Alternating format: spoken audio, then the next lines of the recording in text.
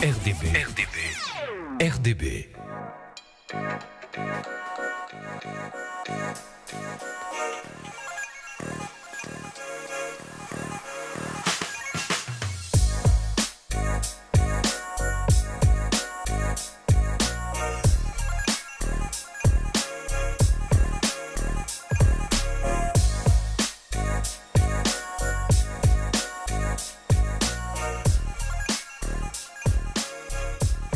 Alors la radio, elle est née sur les bases d'une radio pirate, je pense que le mot n'est pas trop fort, parce qu'avant 1980, les radios libres étaient interdites, les radios étaient contrôlées par l'État, et on pouvait faire de la radio, on pouvait acheter des émetteurs, mais il fallait jouer au chat et à la souris avec les gendarmes, parce que c'était pas permis, donc il y a eu un avant RDB, qui était une radio pirate, qui était sur les hauteurs du plateau ardéchois.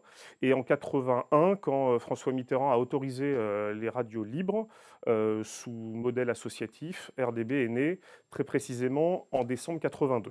Les auditeurs peuvent nous retrouver sur 5 fréquences. On a 88.3, 90, 91, le 101.3 et le 104.6. Aujourd'hui, on estime que notre audience s'élève à peu près 10 000 auditeurs par jour. Nous avons décidé de déménager au centre du Cheddar pour vraiment améliorer notre visibilité, mais aussi d'être de plus en contact avec les acteurs du territoire. Alors on a changé de logo parce que à intervalles réguliers, de toute façon c'est intéressant, c'est vrai que le monde change et donc de toute façon c'était bien de le faire. Le précédent il avait je sais pas une quinzaine d'années de souvenirs et puis comme l'année 2023 était une année de transition à plein de niveaux, c'était le moment, on fêtait nos 40 ans, on avait un projet de déménagement qui a abouti comme vous pouvez le voir, on avait un projet de renouveler l'équipe parce qu'il y avait des départs dans l'équipe.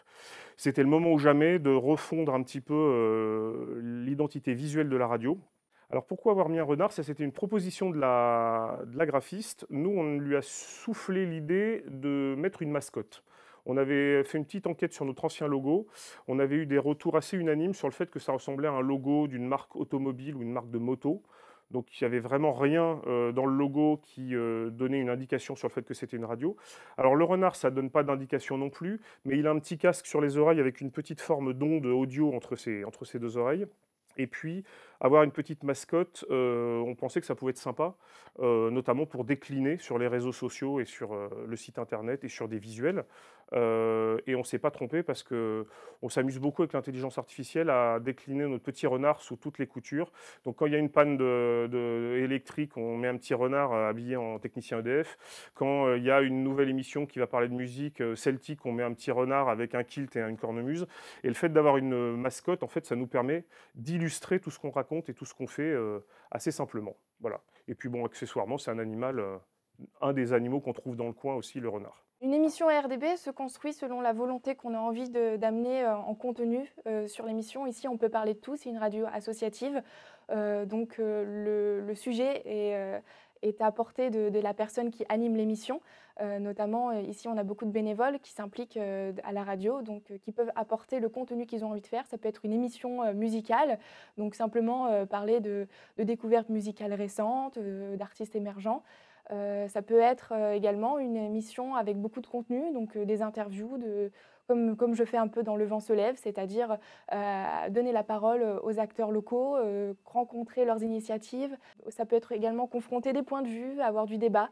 Il peut y avoir de tout, tant que c'est fait avec bienveillance et voilà, avec joie. La radio RDB produit 15 rubriques, on va dire, maison. Certaines émissions, c'est des nouvelles émissions phares. Donc, on a une nouvelle émission en direct qui s'appelle Le Vent se lève. On a aussi un produit phare que Peter fait tous les dimanches matins maintenant depuis 10 ans. Donc, son émission de dédicace de 9h à midi. Et on a aussi d'autres émissions maison qui sont échangées avec des radios comme Srizana, qui est vraiment intéressant parce que c'est une des seules émissions collégiales et aussi des émissions très particulières avec une identité très unique comme la problématique. Le financement de la radio est très particulier. Nous sommes une radio associative, donc on a des limites en termes de publicité, mais la publicité et les adhésions, les dons, ça représente à peu près 55% de notre financement. Que les 45% restants viennent principalement du fonds de soutien à l'expression radiophonique. Je préfère, en tant qu'animatrice, réaliser une émission en direct. C'est ce que je fais donc hebdomadairement. Ça demande beaucoup de préparation, évidemment, parce que c'est un one-shot, on n'a qu'un coup d'essai. Mais justement, ça permet beaucoup de spontanéité et c'est un rendez-vous un peu qu'on se fixe avec les auditrices, avec les auditeurs qui nous écoutent. Ça rend quelque chose de vivant. On se demande qui nous écoute à ce moment-là. On se demande... les auditeurs aussi peuvent se dire il y a quelqu'un dans un espace-temps à ce moment-là qui est en train d'interviewer une autre personne, qui raconte ses initiatives. Donc je trouve que c'est un format très très agréable ici à la radio. On a besoin que la radio soit vivante. Alors un souvenir d'émission qui m'a particulièrement marqué, très souvent c'est comme les émissions qui sont hors les murs, qu'on ne fait pas en studio, qu'on fait ailleurs, sur un festival, sur un salon, enfin voilà, et particulièrement en extérieur pour deux raisons. La première, c'est qu'il y a toujours une petite angoisse quand on émet depuis hors les murs parce qu'il y a des problématiques techniques, de réseau, etc. Et comme je me suis pas mal occupé de ça ces dernières années, j'avais toujours un petit peu de stress. Donc du coup, je m'en rappelle de ce stress. Et puis c'est souvent, quand c'est nous qui nous déplaçons, ça nous change du travail de studio. Donc c'est toujours agréable, surtout quand c'est en plein air, faire de la radio sous le soleil au milieu d'un festival de musique. C'est souvent des bons souvenirs. Je pense par exemple au Crash Musette à la Voulte, où il y a plein de bons souvenirs.